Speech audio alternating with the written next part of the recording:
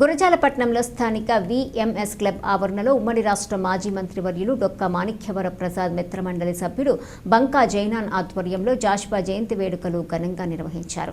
ఈ కార్యక్రమంలో జైనాన్ మాట్లాడుతూ నవయుగ కవి చక్రవర్తి కవి కోకిల గుర్రం జాషువా అని ఆయన 130వ జయంతి వేడుకలు జరుపుకోవడం చాలా సంతోషంగా ఉందని కొనియాడారు. ఈ కార్యక్రమంలో గనిపల్లి శ్యామ్, కుక్కుమూడి అన్నారావు, చిటిమాల ప్రసాద్, ముక్తిపూడి జయవర ప్రసాద్, సుబ్బారావు, జాన్ ప్రకాష్, కందుకూరి ప్రసాద్, కలకండ ప్రకాష్, డేగల సుబ్బారావు, కొత్తపల్లి శ్రీనివాసరావు, కనకం శ్రీను, బందెలు శ్యామ్ తదితరులు పాల్గొన్నారు.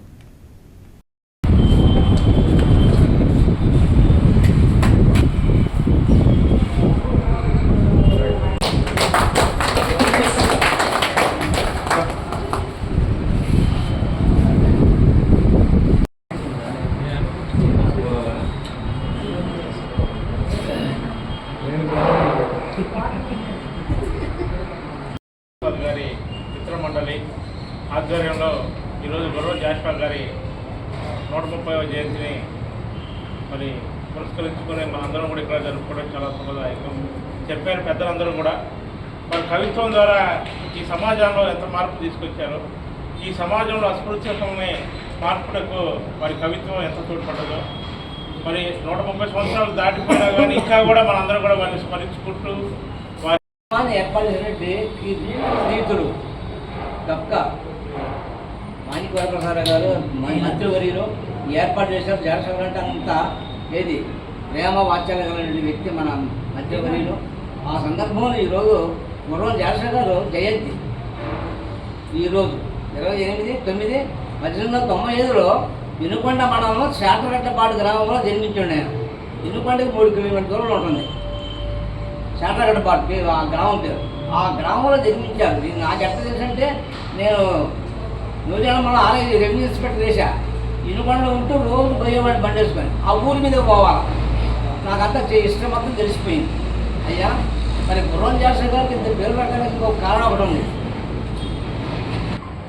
కులమతాలు లేని సమాజం కావాలని కోరుకున్నాడు. మరి అట్టి సమాజం కోసం ఆయన తన కవిత్వం ద్వారా ఈరోజు మన ప్రియతమ కవి, నవయుగ కవి చక్రవర్తి, కవి కోకిల కీర్తిశేషులు గుర్రం జాషువా గారి 130వ జయంతి సందర్భంగా మనం ఇక్కడ కూడుకుని ఉన్నాం. మహా దిగ్గజాలతోటి గండపెండాలను తొలగించుకున్న మొదటి సీన్ దగ్గర నుంచి చివరి కాటు సీన్ వరకు కూర్చున్న వాళ్ళు కాటు సీన్ పద్యాల కోసమే వాళ్ళు వేచి ఉంటారు అంత చివరి దాకా.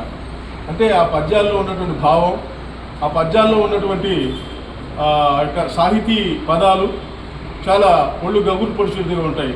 ఒక రకంగా మనం చూసినట్లయితే ఈ చోటనే సత్కవీధుని కమ్మని కలము నిప్పులలోనే కరిగిపోయేటువంటి పద్యాన్ని ఎక్కడ వాడబడిన పద్యం ఎక్కడ పాడినా కానీ మాజీ మంత్రివర్యులు ఆయన చేసినటువంటి కృషిని మేము అభినందిస్తూ ఈ కార్యక్రమానికి ముఖ్య అతిథిగా కూర్చోవాలని చెప్పి మాజీ జడ్పీటీసీ మరి గనిపల్లి శ్యామ్ని, అతను కూడా సాహితీ వేత్తే, పదాలు బాగా రాయగలడు, పద్యాలు రాయగలడు, పాటలు.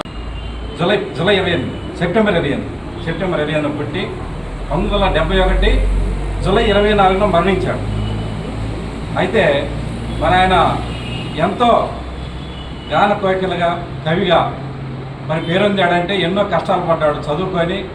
ఆయన మొట్టమొదటగా లోదరన్ స్కూల్స్లో ఉపాధ్యాయుడిగా పనిచేసి 40 పైసలకే మరి ఆ రోజున జీతం తీసుకొని ఎన్నో కష్టాలకు వచ్చి మరి దీపాల పిచ్చయ్య శాస్త్రి గారి వద్ద ఆయన సహచర్యంలో మరి ఈ పాండిత్యాన్ని, ఈ కవిత్వానికి ఆకర్షితుడై ఆ తర్వాత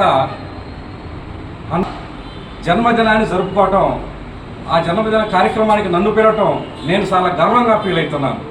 ఎందుకంటే అటువంటి వ్యక్తి గురించి చెప్పడం నాకు చాలా సంతోషంగా ఉంది.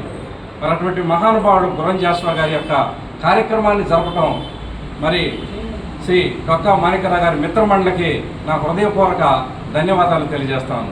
అందుకే జాషువా గారు ఏమంటాడంటే, ఇందాక మనోడు చెప్పాడు కుల మతాలు పోగొట్టాలని చెప్పేసి ఆయన కోరుకునేది ఏంటంటే గుణములే